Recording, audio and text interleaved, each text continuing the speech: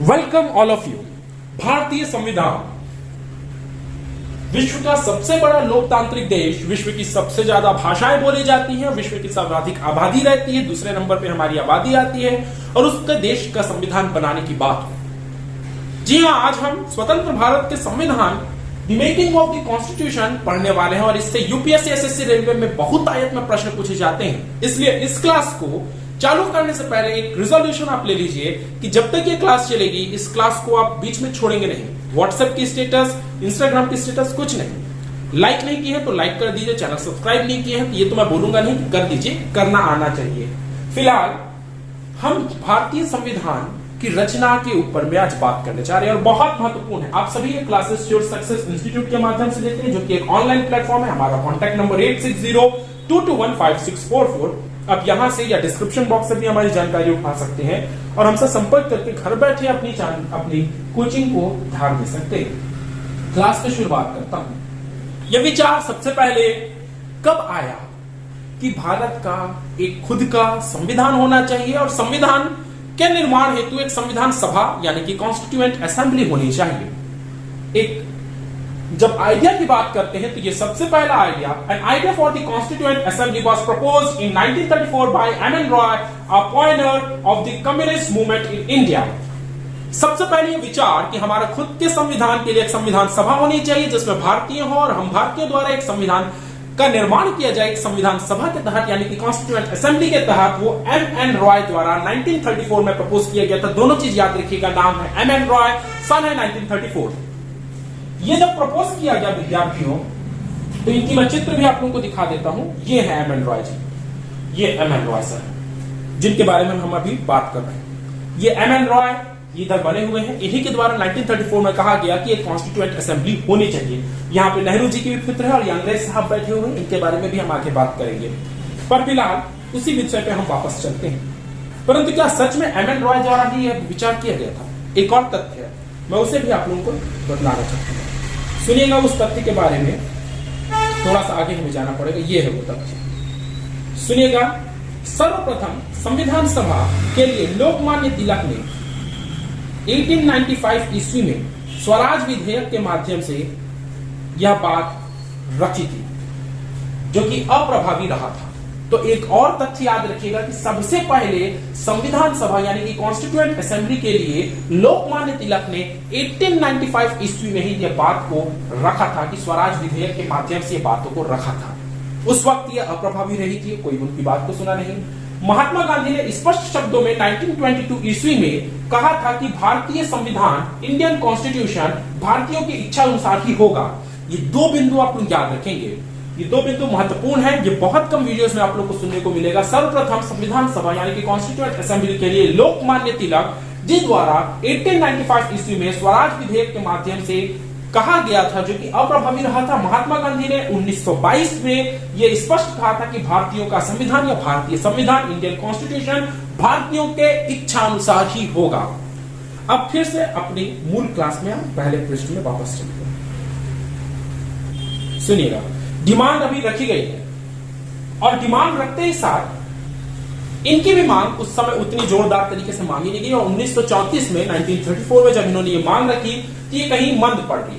परंतु एक साल बाद 1935 में इंडियन नेशनल कांग्रेस को भी ये लगा कि नहीं, एक कॉन्स्टिट्यूएंट असेंबली होनी चाहिए, जो कि उस वक्त की एक बड़ी पॉलिटिकल पार्टी थी, भारतीय स्वतंत्रता के लिए बहुत बड़ी लड़ाई लड़ रही थी। 1935 में इंडियन नेशनल कांग्रेस को यह महसूस हुआ और ठीक उसके एक साल बाद 1936 में इनका लखनऊ में अप्रैल माह में एक अधिवेशन हुआ, एक सेशन हुआ। The Indian National Congress was held its session at Lucknow on April 1936, presidented by Pandit Jawaharlal Nehru. The official demand for the Constituent Assembly was raised. और इसी अधिवेशन में जोरदार मांग उठी कि अब संविधान सभा के लिए और कैसा विलंब, बना दीजिए संविधान सभा, कॉन्स्टिट्यूएंट असेंबली। अब भारत होने जा रहा है स्वतंत्र और इसी को मांग को देखते हुए अब 1936 में पंडित जवाहरलाल नेहरू की अध्यक्षता में हुआ यह अधिवेशन में यह मांग अब मान ली गई। अब सुनिएगा, ये अभी इंटरनेशनल कांग्रेस द्वारा यह तय किया गया है, अभी अंग्रेजों द्वारा यह नहीं माना गया है। आगे जाकर के इन्होंने इसी अधिवेशन में यह बोला कि गवर्नमेंट ऑफ इंडिया एक्ट 1935, जो मैंने पढ़ा रखा है आप लोगों को, इसकी वीडियोस भी आप लोगों को मिल जाएंगी, ये नहीं माना जाएगा। आगे जाकर के बहुत सारी बातें हुई और इसके बाद में हम आगे बढ़ते हैं इस क्लास में। इस विषयों को हम आगे रखेंगे। ये एक पिक्चर आप लोग के सामने में है जहां पे पंडित जी भाषण दे रहे हैं और लोग सुन रहे हैं। ये हमारे संविधान सभा का कार्य जब काम शुरू हो गया तो उस वक्त की एक पिक्स मैंने उठाई है। इसके बाद में दूसरी जो है ये हमारी जो first Indian council constituent assembly बनी थी उसकी चित्र है। ये हमारे नेहरू जी बैठे हुए हैं, ये हमारे अंबेडकर जी, अब्दुल कलाम जी बैठे हुए हैं, राजेंद्र प्रसाद जी बैठे हुए हैं। इस प्रकार से सभी लोगों की ये चित्र आप लोगों को समझ में आ रही होगी, जो फर्स्ट इंडियन कॉन्स्टिट्यूएंट असेंबली। आगे बात करते हैं इसके, इनके बारे में मैंने बता ही दिया। First thinker M N. Roy, Nehru ji, इनके बारे में आगे हम आपको बताने वाले हैं। लेकिन ये सब चीजें हुई कैसे? पूरा एक इतिहास बनता है इसका। क्या भारतीय संविधान इतने सरलता से हासिल हो गया? नहीं, इसमें अंग्रेजों की मजबूरी थी, हमारे देश के नेताओं की चालाकियां थी, कूटनीतियां थी, तब जाकर के एक संविधान बनाने की अनुमति मिल पाई। अभी तो सिर्फ हम अनुमति ले रहे हैं, सिर्फ हम अनुमति ले रहे हैं कि हमें हमारे देश का संविधान बनाने दिया जाए, वो भारतीयों द्वारा हो, भारतीयों के अनुकूल हो, सभी धर्मों सभी संप्रदायों का सम्मान करता हो। 8 अगस्त 1940 a statement was made by the Viceroy Lord Lilongwe about the expansion of the Governor General Executive Council and the establishment of a War Advisory Council। सुनेगा, 8 तारीख और 8 अगस्त को, अगस्त माह को किया गया था। अगस्त माह इसलिए याद रखिएगा क्योंकि नाम ही इसका अगस्त पे पड़ा है। इस जो बात को मैं करने जा रहा हूं इसे अगस्त ऑफर के नाम से जाना जाता है। और अगस्त ऑफर 1940 में यह कहा गया, उस वक्त के वायसराय द्वारा यह कहा गया, जो कि लिलिंगवे थे, याद रखिएगा 8 अगस्त 1940 वायसराय लॉर्ड लिलिंगवे जी द्वारा यह बात कही गई कि मैं अपने गवर्नर जनरल एग्जीक्यूटिव काउंसिल यानी कि अपनी परिषद का विस्तार करूंगा। और इस विस्तार में पहली बार यह कहा गया, जो 1935 में बात कही गई थी, 1935 में क्या बात कही गई थी कि जो एग्जीक्यूटिव काउंसिल होगी उसमें जो सदस्य होंगे वो भारतीय तो होंगे, परंतु यह जरूर ध्यान रखा जाएगा कि भारतीय सदस्य अंग्रेज सदस्यों से अधिक ना हो, यानी कि मेजोरिटी में बहुसंख्यक अंग्रेज होंगे, अल्पसंख्यक भारतीय रखे जाएंगे। इसमें 1940 की जो अगस्त ऑफर आया, अगस्त ऑफर में यह कह दिया गया कि भारतीयों की संख्या बहुमत में भी चली जाए तो भी हमें कोई दिक्कत नहीं, मेजोरिटी में भी अगर भारतीय हो जाए तो हमें कोई प्रॉब्लम नहीं है, आप कर लीजिए। परंतु ऐसा ये कहे कैसे गया, इतना दयालु ये हो कैसे गया? दयालु होने के पीछे कारण था, द्वितीय विश्व युद्ध छिड़ चुका था, हालत इनकी पस्त हो चुकी थी, ब्रिटेन हार दिख रहा था। ब्रिटेन को चाहिए था भारत और भारतीयों के समर्थन, जिससे भारतीयों का समर्थन मिले और भारतीयों को वो सैनिक बना करके द्वितीय विश्व युद्ध में लड़ सके, भारतीयों का और दोहन कर सके। और इसीलिए उन्होंने भारतीयों को खुश करने के लिए वह इंटरनेशनल कांग्रेस, जो कि इसके बिल्कुल भी द्वितीय विश्व युद्ध में सपोर्ट नहीं कर रही थी, उसे खुश करने हेतु एक ऑफर रखा, जिसे अगस्त ऑफर रखा जाता है। क्या इस ऑफर में इतना ही था? नहीं, इस ऑफर की कुछ छोटी छोटी पॉइंट वाइज में बिंदु बता देता हूं। अगस्त ऑफर जो कि 8 अगस्त 1940 को लाया गया, उस वक्त के वायसराय थे लिलिंगवे, नाम महत्वपूर्ण है, इनके द्वारा गवर्नर जनरल के एग्जीक्यूटिव काउंसिल का एक्सपांशन की तो बात कही गई, साथ ही साथ में एक वार एडवाइजरी काउंसिल बनाई जाएगी। वार यानी कि युद्ध, एडवाइजरी यानी कि सलाह, काउंसिल यानी कि समिति। युद्ध में सलाह समिति का निर्माण किया जाएगा जिसमें भारतीयों को भी स्थान दिया जाएगा। दूसरी महत्वपूर्ण बात यह थी कि इन्होंने एक बात और मानी कि हम भारत को एक डोमिनियन स्टेट का स्टेटस देंगे। तीसरी महत्वपूर्ण बात इन्होंने ये कही कि एग्जीक्यूटिव काउंसिल में भारतीयों की सदस्यता होगी, और सबसे महत्वपूर्ण बात, हमारे खुद के कॉन्स्टिट्यूएंट असेंबली की बात, एक सेकंड रुक जाएंगे, हमारे खुद के संविधान जो सभा की बात थी, कॉन्स्टिट्यूएंट असेंबली की बात थी, वो भी इनके द्वारा स्वीकार कर ली गई। तो यह भी एक महत्वपूर्ण बिंदु है। आगे अगले पड़ाव में हम आगे बढ़ते हैं। एक सेकंड रुकेंगे, आप लोग थोड़ा कोऑपरेट करेंगे क्योंकि मैं भी वीडियो समझ रहे हैं, कोरोना काल है और अपने घर में ही ये वीडियो शूट कर रहा हूं। आगे चलते हैं। अब 1946 हो गया, इनके द्वारा अगस्त ऑफर रखा गया।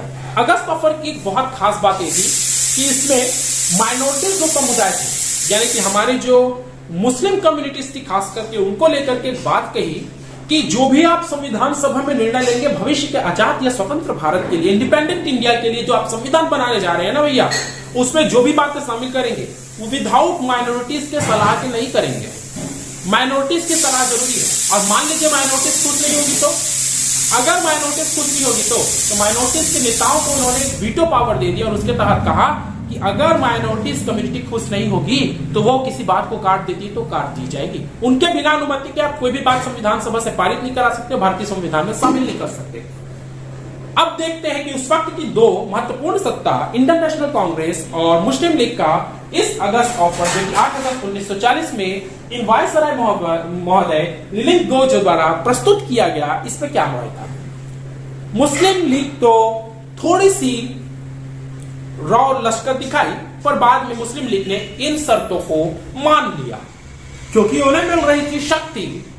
संविधान सभा में माइनॉरिटी होते हुए भी, कम होते हुए भी उन्हें यह पावर दी जा रही थी कि तुम्हारे बिना अनुमति के कोई भी बात नहीं मानी जाएगी। लेकिन इंडियन नेशनल कांग्रेस ने इस बात को मानने से साफ साफ इनकार कर दिया और अब्दुल कलाम आजाद का तो यहां तक कहना था कि मैं ऐसी बात इस मीटिंग में भी मत शामिल, इसकी कदर भी क्यों कर रहे हो, कदर भी मत करो इसकी, ऐसा अब्दुल कलाम आजाद जी ने कहा। क्यों कहा?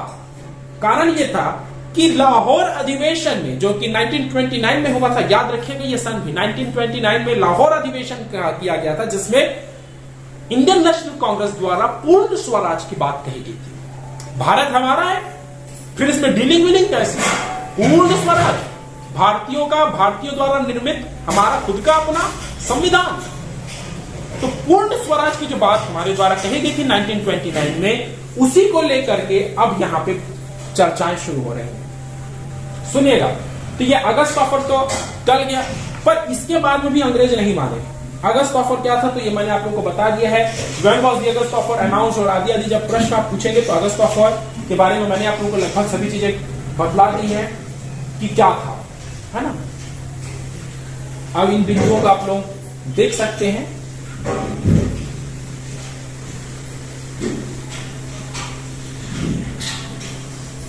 ये आप लोग पिक्चर देख लीजिए अंग्रेज अधिकारी की। अब आगे बढ़ते हैं अपन। अब अपन बात करेंगे क्रिप्स मिशन की। क्रिप्स मिशन क्या है? महत्वपूर्ण मिशन है।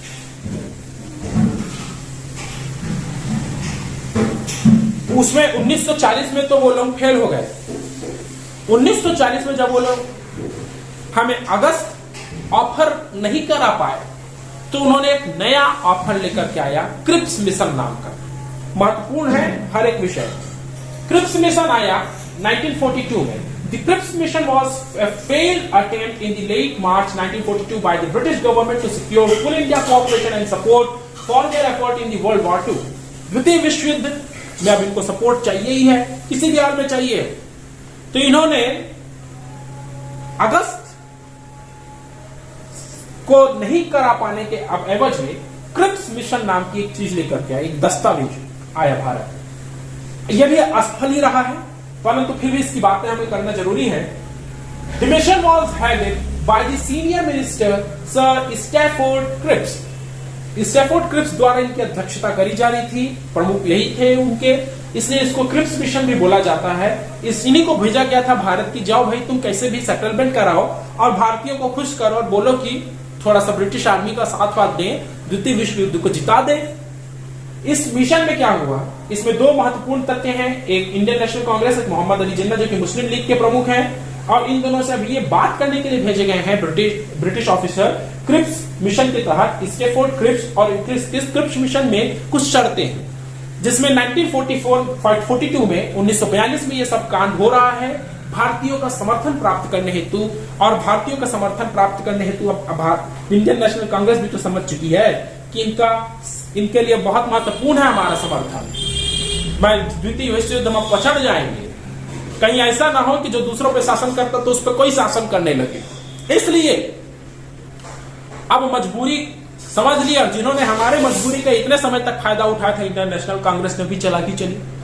उसने कहा तुम क्या लेके आए हो, इसमें क्या बोलना चाहते हो? तो सुनिएगा इनकी बातों को। और आप लोग को ये फोटो दिख रहा होगा, ये क्रिप्स मिशन की घटना का ही फोटो है, उसी समय का ये फोटो हमें लिया है। और उधर जो फोटो दिख रहा है इसको अभी हम समझाने वाले हैं कि हुआ क्या उसमें।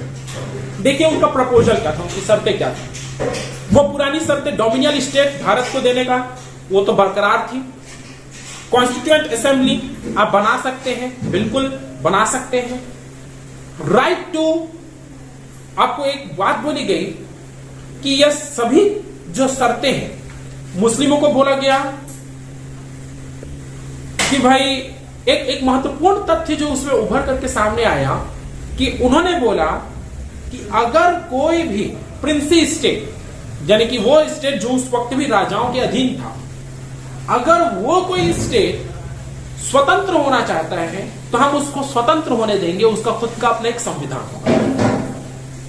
बाकी सभी पुराने शर्तें उन्होंने कंटिन्यू करी थी। जो अगस्त ऑफर की शर्तें थी वो लगभग यहां पे भी थी। बस इसमें एक महत्वपूर्ण शर्त ये थी कि इसमें उन्होंने कह दिया था कि अगर कोई प्रिंसी स्टेट अलग होना चाहता है तो अलग होगा। और यही मेन पेज फंसता है। इसको तो जो अभी क्रिप्स मिशन आया है, इसको तो इंडियन नेशनल कांग्रेस और मुस्लिम लीग दोनों द्वारा ही मना कर दिया गया। दोनों ने बोल दिया नहीं मान सकते इसको। और क्यों नहीं मान सकते सुनिएगा तथ्य को। इसके तहत इंडियन नेशनल कांग्रेस तो इसको इसलिए मानने के लिए तैयार नहीं थी क्योंकि पूर्ण स्वराज नहीं था।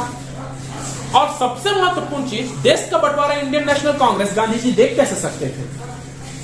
और जब देश का बंटवारा कांग्रेस देख नहीं सकती थी तो इसमें तो साफ साफ कहा गया था कि प्रिंसी स्टेट अपना खुद का संविधान बना सकते हैं। ये बात स्वीकार से बाहर थी। और यही मूल कारण था कि फिर इस तथ्य को रोक दिया गया और इंडियन नेशनल कांग्रेस ने कहा नहीं भैया, हम इस आपका क्रिप्स मिशन को भी नहीं मान सकते। 1942 क्रिप्स मिशन बिल्कुल नहीं। लेकिन इंडियन मुस्लिम लीग के क्या पक्ष था? उसने भी इसे मानने से इनकार कर दिया। उसका कारण यह था क्योंकि क्रिप्स मिशन में यह कहा गया था कि जो प्रिंसी स्टेट है उसको हम स्वतंत्र राज्य या उसको स्वतंत्र संविधान बनाने की बात मान लेंगे। परंतु इन मुस्लिम लीग की क्या मांग थी कि हमें धर्म के आधार पर एक देश चाहिए। और धर्म के आधार पे जो पाकिस्तान की मांग कर रहे थे वो कोई प्रिंसी स्टेट तो था नहीं। उनकी कल्पना जो थी पाकिस्तान की, जहां पे मुस्लिम बहुल जिले हैं उन्हें पृथक कर दिया जाए और एक पाकिस्तान बनेगा, बांग्लादेश पाकिस्तान मिलाकर के जो आज का तत्कालीन बांग्लादेश है, वो कोई प्रिंसी स्टेट था नहीं। और क्रिप्स मिशन में तो यह लिखा था ना कि प्रिंसी स्टेट को खुद का संविधान बनाने की छूट होगी। धर्म के आधार पे या मुस्लिम लीग से पूछ करके संविधान बनाएंगे, ऐसा तो नहीं था। इसलिए उन्हें यह लगा कि भैया ये मिशन गलत है, हमारे पक्ष की बातें नहीं है। इसमें सुनिएगा उस वक्त का नक्शा कैसे था। एक महत्वपूर्ण बात और हो रही थी क्रिप्स मिशन की, और क्रिप्स मिशन लाना उनकी मजबूरी क्यों थी सुनिएगा। बहुत बड़ी मजबूरी यह थी कि भारत स्वतंत्रता के बहुत करीब पहुंच चुका था, बहुत ही ज्यादा करीब पहुंच चुका था। और इसके तहत क्या हुआ कि जो हमारी जापान आर्मी है, जापान आर्मी ने हांगकांग, माल्या, फिलीपींस और बहुत सारे देशों में इनफ पर्ल हार्बर जो कि अमेरिका के जगह है उसमें भी बमबारी करवा दी। अब इससे ब्रिटेन सरकार टूट चुकी थी। यह सब वो क्षेत्र हैं जो ब्रिटेन के अधीन आते थे कभी। इन सभी में अब जापान ने अपना आधिपत्य जमा लिया है और अब जापान भारत की ओर आगे बढ़ रहा है। यह है हमारा भारत, आप सभी को दिख रहा होगा। तो हमारा भारत, ये वाला जो क्षेत्र है हमारा, ये भारतीय क्षेत्र है। ये हमारा हांगकांग, माल्या, ये सब क्षेत्रों पे इन्होंने कब्जा कर लिया है। और अब जो जापान है वो एंटर कर रहा है हमारे भारत में। महत्वपूर्ण तथ्य ये है, ये जो किस्से चल रहे हैं ये तो अलग चल रहे हैं। सुभाष चंद्र बोस जी का नाम सुना होगा। सुभाष जी ने अंडमान निकोबार को स्वतंत्र घोषित कर दिया। म्यांमार पे सुभाष जी ने पूरा कब्जा जमा लिया और अब सुभाष जी भारत को स्वतंत्र घोषित करने की ओर आगे बढ़ रहे हैं और उनकी भी सेना इधर से, इस तरफ से, नीचे से भारत को स्वतंत्र बनाने के लिए आगे बढ़ रही है। ये सब चीजों को देखते हुए अंग्रेजों के हाथ पांव फूले हुए थे कि भैया इंडियन आर्मी जो है वो तो चढ़ाई कर दी है, अब कभी भी भारत में आ गई तो हम कहां जाएंगे। द्वितीय विश्व युद्ध में वैसे ही पस्त हो चुके हैं। इसी वजह से क्रिप्स मिशन को उन्होंने लाया और बहुत ढीला रवैया अपनाया। परंतु क्रिप्स मिशन में दोनों के द्वारा नकार दिया गया और आगे भारतीय संविधान कैसे बढ़ा हम इसको अगले वीडियो में देखेंगे, क्योंकि अगले वीडियो हमारा होगा कंपोजिशन पर। और ये देखिए, ये कुछ वीडियोस मैंने और बनाए हैं, यूनाइटेड प्रोविजन, बिहार, ये सब के ऊपर में बात हुआ। ये उस वक्त के प्रोविजंस हुआ करते थे। इस सभी पे मैं अगले वीडियो पे बात करूंगा, तो आप सभी वेट करिए अगले वीडियो के लिए। चैनल को सब्सक्राइब करिए और नेक्स्ट वीडियो जरूर देखिएगा, क्योंकि इसके आगे के महत्वपूर्ण तथ्य उसमें मिलेंगे। नेक्स्ट वीडियो में हम इसके बहुत सारे क्वेश्चंस भी देखेंगे जो यूपीएससी, एसएससी, रेलवे में पूछे जाते हैं।